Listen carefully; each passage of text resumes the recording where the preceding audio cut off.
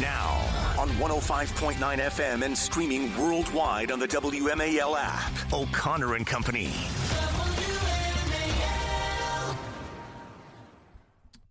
Well, happy Tuesday, one and all. This is O'Connor and Company on WMAL. I'm Andrew Langer, in for Larry O'Connor this week, sitting alongside Hans von Spakovsky. Good morning, Hans. How are you doing, buddy? I'm doing just fine, thanks. And I think what are we? We're halfway through the morning, right? Oh, listen, no, it's the morning's just beginning, Hans, because we got Chris Plant coming on. We got Vince. We got Derek later on. In fact, the morning goes well into the afternoons here on WMAL. So stay tuned all day for all of our programming here. It is 7:07.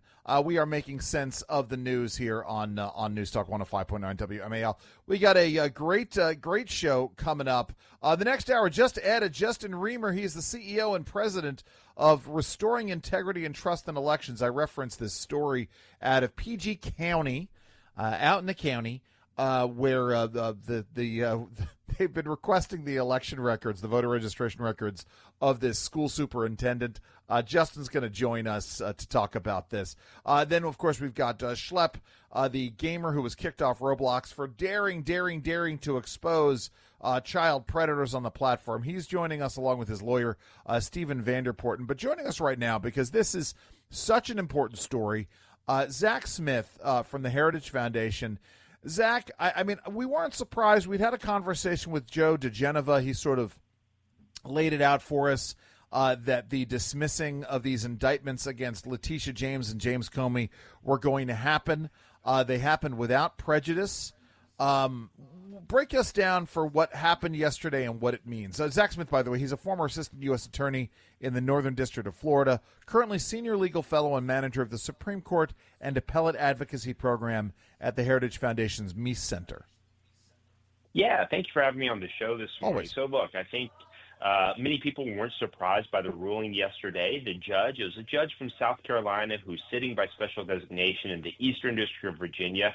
And the judge said essentially that Lindsay Halligan, the U.S. attorney that Pam Bondi, Donald Trump, had appointed to that position, that she had been improperly appointed. And as a result, the indictments of James Comey and Letitia James were invalid. Wow. And the judge dismissed them without prejudice. Now, because the judge dismissed those indictments without prejudice, that means that the Justice Department can re-indict both Comey and James. Now, there's going to be some legal wrangling, particularly when it comes to James Comey. He's arguing that the statute of limitations has already expired, that it's too late for the government to try to re-indict him. There's a statute that seems to allow the government up to 6 months to try to re-indict him. But look, at the end of the day, this is not the end of the road for either James Comey or Letitia James. There's a lot more to come in both of these cases. But for now, at least, both of those indictments have been dismissed. Hans, you want to jump in here? What are your thoughts here? Yeah, Zach, the problem here is, right, that the Senate has not confirmed a U.S. attorney for this slot, and that's why we've had these temporary acting AGs there. Is the solution to this, if they can't get a U.S. attorney confirmed to do this, to do a re-indictment, can they detail, for example, a U.S. attorney who's been confirmed from another district? Can he come to Virginia and do this? Potentially, but I'm so glad you brought up this point, Hans, because it's so important. The entire reason we're in this situation is because of Democratic obstruction of President Trump's preferred picks to be U.S. attorneys. And this isn't an issue just in the Eastern District of Virginia. It's an issue around the country where Democratic senators are essentially blocking President Trump's nominees. Now, you may have heard about the blue slip being in the news lately.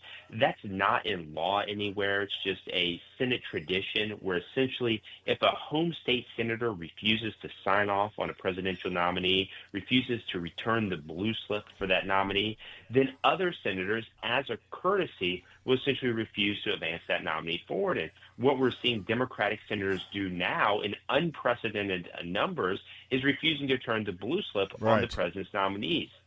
And that's particularly true in states that have two Democratic senators, like Virginia, like New York, like California. I suspect what's going to happen in this case, Hans, you ask about who could the DOJ bring in to prosecute these cases. We've seen a similar maneuver in California where essentially Pam Bondi could appoint Lindsay Halligan to be the first assistant, the chief deputy in the office. And then because there would be a vacancy at the U.S. attorney level, Lindsay Halligan could become the acting U.S. attorney under a different statutory authority. So essentially she would be the acting U.S. attorney instead of the interim U.S. attorney. That workaround has been used in Los Angeles, and we may see something similar here. Yeah, our guest is Zack Smith. He's a former assistant U.S. attorney in the Northern District of Florida. And let's look at Florida, because one of the things that came up with Joe DeGeneva was the issue of the widespread, the investigation into the widespread conspiracy against President Trump, during his first term. And that investigation, I mean, Zack, this may be a blessing in disguise because it was dismissed without prejudice. It gives the opportunity there. I mean, obviously, the Letitia James case is something separate here. But in terms of what was going on within the federal government, those investigations that are happening down in Florida, that's serious stuff. And maybe we should sort of let that play out, shouldn't we? Yeah, it's absolutely serious stuff. I think it is going to play out. Keep in mind some of the advantages of the investigations taking place in Florida, other places, is that there are confirmed U.S. attorneys in place because Florida, for example, has 2 Republican senators. And so they signed off on President Trump's nominees. So all of the districts in Florida have confirmed U.S. attorneys in place. And I think it just highlights the importance of a president being able to get his preferred picks in place to serve as U.S. attorneys, to serve as U.S. district court judges, to serve as U.S. marshals. And yet that is not happening in so many places around the country today.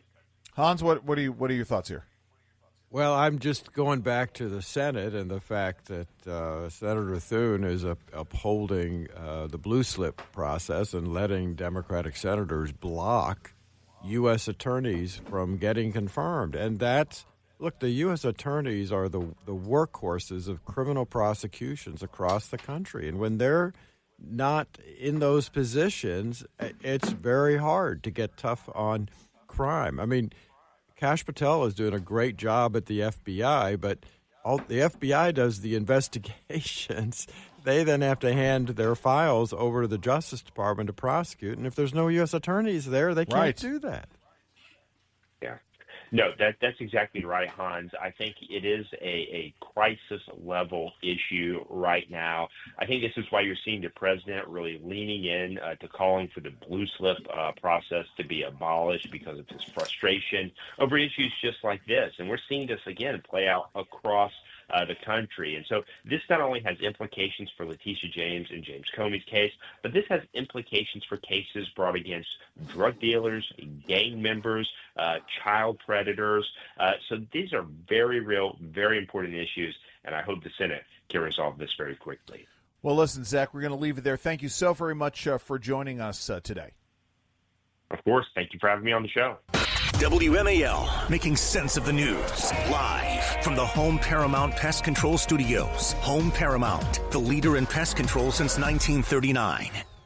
You know, it's interesting, Hans. Filed comments yesterday on the latest sort of SNAP guidelines at the U.S. Department of Agriculture.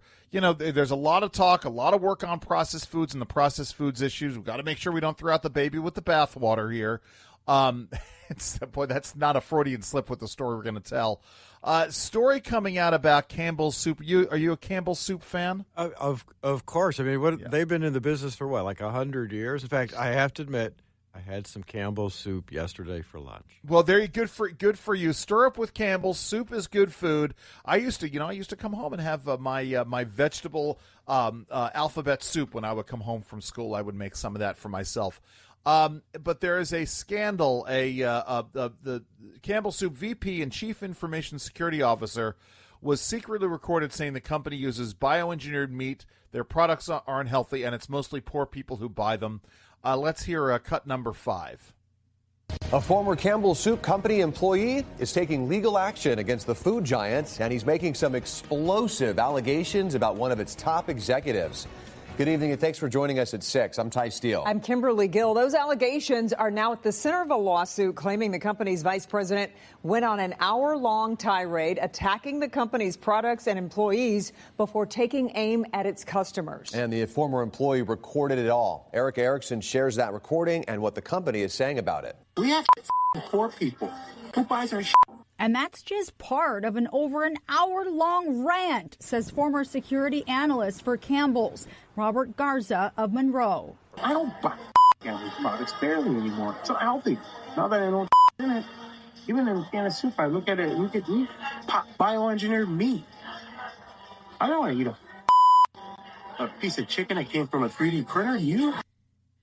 Yeah, so the staffer, Martin Bally, placed on temporary leave as company conducts internal investigation following the lawsuit. And, of course, if it's true, this would be serious issues for Campbell's in places like Florida, where it is actually it's a federal crime. It is illegal under U.S. federal law to sell, distribute, or label lab-grown meat in a way that misleads consumers about its origin or nature. I mean, this is disturbing. At all levels. Also, Florida bans lab-grown meat.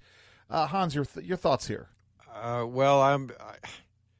This is a lawsuit. Yeah, maybe they have a bad executive. On the other hand, right. I like Campbell soups. Right, I know that's fine. I enjoy them, and I'm gonna unless somebody can show me that there's a real problem with them, I'm going to keep getting them. Right, and at the end of the day, these nutrition guidelines, it's important for folks to get their servings of meat and vegetables. Listen, we all have stories about both the comfort of canned soup and also horrors. I remember Hans having dinner at a friend's house once, and dinner was basically they heated up some cans of Campbell soup and served them over rice.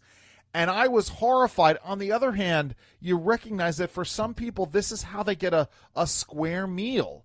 I also can tell stories about making a wonderful homemade gravy and having somebody dump in cans of cream of chicken soup into my wonderful, gorgeous homemade gravy. Yes, I do like to cook.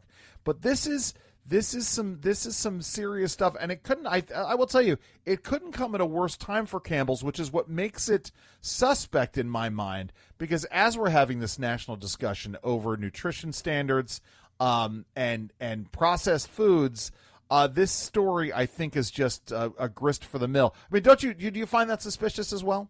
Well, yeah, I do. Now, one thing we know, because we were talking about SNAP benefits and things like that. Folks are probably better off buying this than some of the junk foods that they might ordinarily get in grocery stores.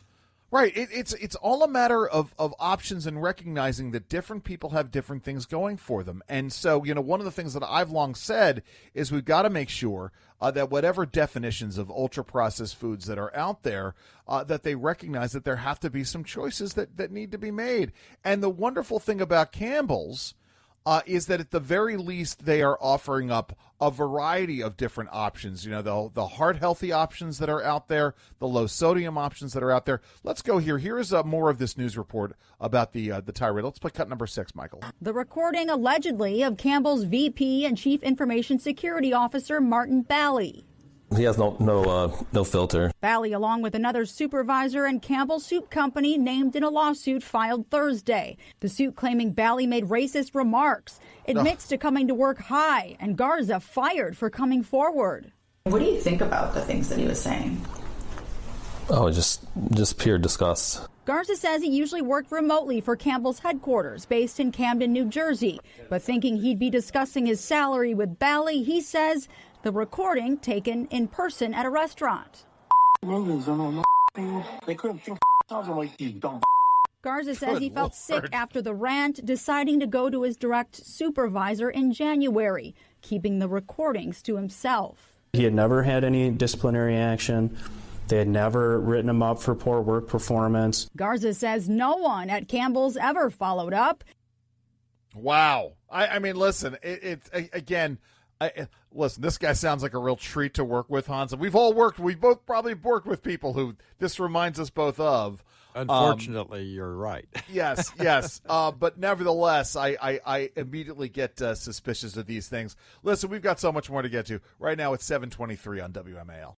We're going to be talking child predators and Roblox at 7:30 on WMAL. WMAL-FM, Woodbridge, Washington, a Cumulus media station.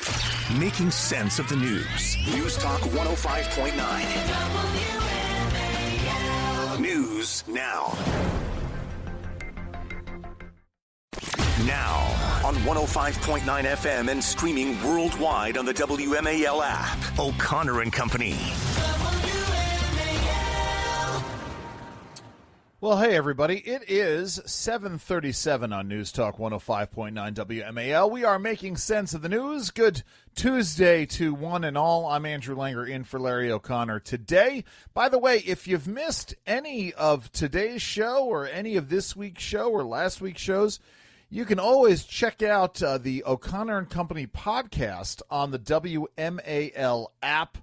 So much fun. And listen, even if you've caught the show and you want to go back and revisit what Hans and I have been talking about today, by the way, that's Hans von Spakovsky from the Heritage Foundation. Hey, Hans, how are you doing, buddy?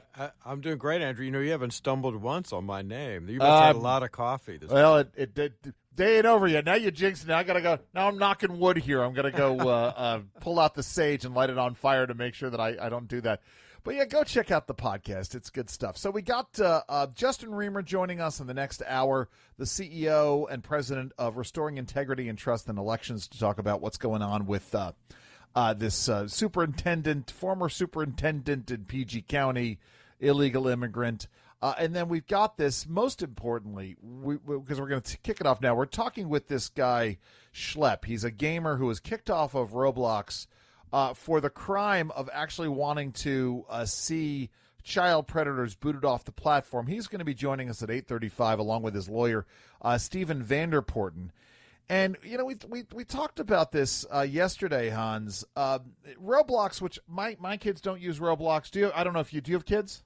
I do, but they're older and out, and so I don't think they play these kind of games. No. So Roblox is an online tool. The kids play against each other, and it's unfortunately it's this opportunity because you're interacting with strangers online, and people are using these avatars in order to interact.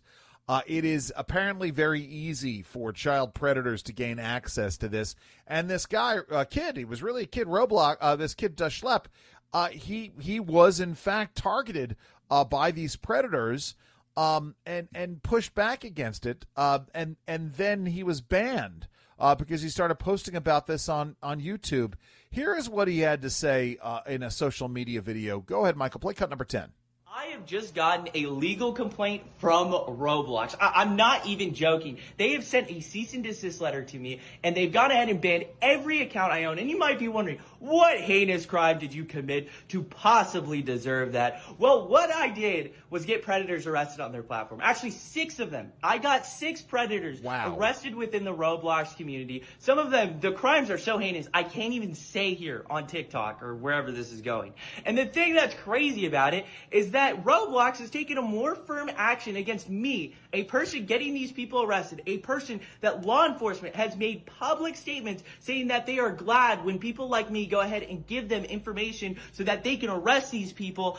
Roblox has sent me the cease and desist letter, not these predators. That is absolutely insane. And the other thing that's crazy about this is Roblox itself. It is a predator haven. There are games on Roblox like XYZ Public Bathroom Simulator. That's about 7 million visits, and the whole premise of the game is showering together with kids. What? That is the whole game. If you join it, you're going to see predators, you're going to see naked avatars, all this sort of weird stuff. If I was a parent and I saw that, I would be outraged. I would be totally outraged. And parents aren't aware of this. Wow. I mean, I'm like, I almost don't even have the words. And this is my profession, Hans, is to have the words for this. I'm thinking, where is Congress in all this? Why aren't there congressional hearings about this? How come this kid isn't being called to testify and get the Roblox executives up to testify? What are your thoughts here? Well, you know, a lot of people in Congress listen to this show, Andrew, yes. So that may prompt it. Actually, you know what I was impressed by? this kid's only 17, and he was so well-spoken. He Right. actually summarized the situation and the irresponsibility Amen. of this company so well. I don't think I could do it any better. Yeah, no, I agree wholeheartedly. We've got this. An estimated 76 million users played a California-based game each day. More than half of these players are under the age of 17. That disturbs me as well, by the way, that there is something on the order of 38 million 38 million users over the age of 17 who are playing this game. And there's a lawsuit that's filed by a Chicago firm in Iowa, alleges the company provides a hunting ground for child sex predators. It's a horrendous case, said Martin Gould, one of the lead attorneys. He said his 13-year-old client was the victim of a 37-year-old super predator who groomed her online before kidnapping her. The man now faces 4 counts of aggravated statutory rape in Tennessee and is awaiting further charges in Iowa. Yeah, Congress, what's going on? Let's have hearings on this. Let's do something about it. I mean, obviously, this exposes the huge problems that we have with kids spending all of this time in the virtual world, right, Hans? Well, it does, but the producers of all these kind of virtual games and everything, they put up all kinds of roadblocks against them having to do any kind of security preparations.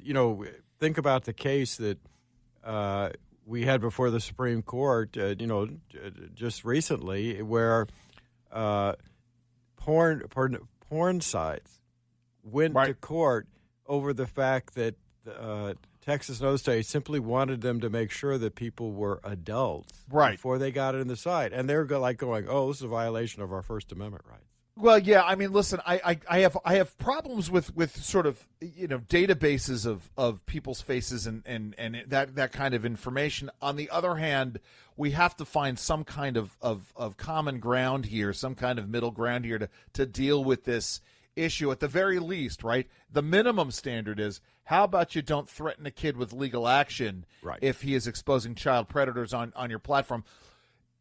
And guess what? You know something? You would think that the Roblox CEO would be offering mea culpas. When we come back, we're going to be hearing what he had to say about this. It's 7:43 on WMAL. Later this morning on the Chris Plant Show, Democrat Jamie Raskin says that Democrats texting with Jeffrey Epstein is the same as Republicans texting with Donald Trump. 9 a.m. on WMAL. Wow. Anyway, so we're talking about this issue with Roblox, and as I teased before, the Roblox CEO, you would expect, Hans, right, that this guy would get out there and he would be issuing mea culpas, and he would say, oh my God, it was a huge mistake to kick this kid off the platform. We need to be doing more, blah, blah, blah. He was on the New York Times podcast. Of course he was on the New York Times podcast, because that's where we are in this day and age. Here is what he had to say. Let's play cut number 11. You have joined us today to talk about this new age gating policy that Roblox is rolling out to protect kids.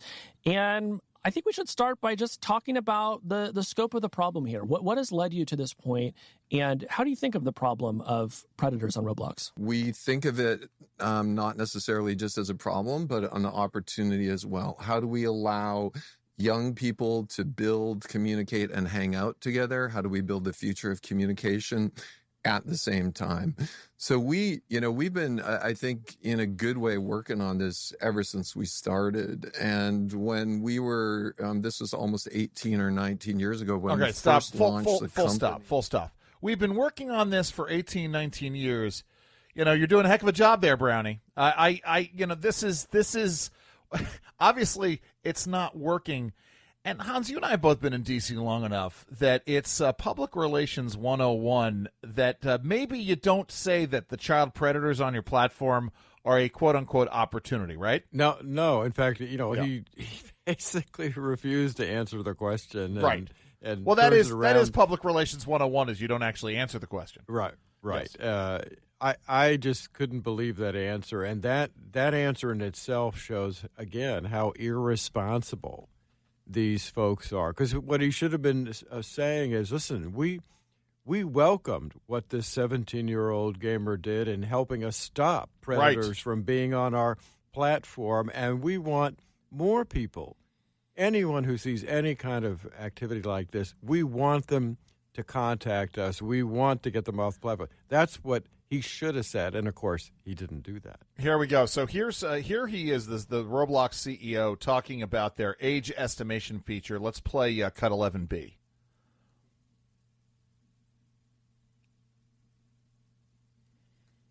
We've just started adding that we're going to be using facial age estimation with AI to complement that.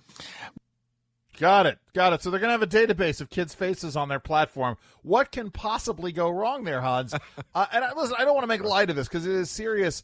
Here is a gamer by the name of Creekcraft who explains the new age verification feature. Let's play cut 12. When this update comes out, they're going to go get mom and dad, and they're going to get mom and dad to do the selfie.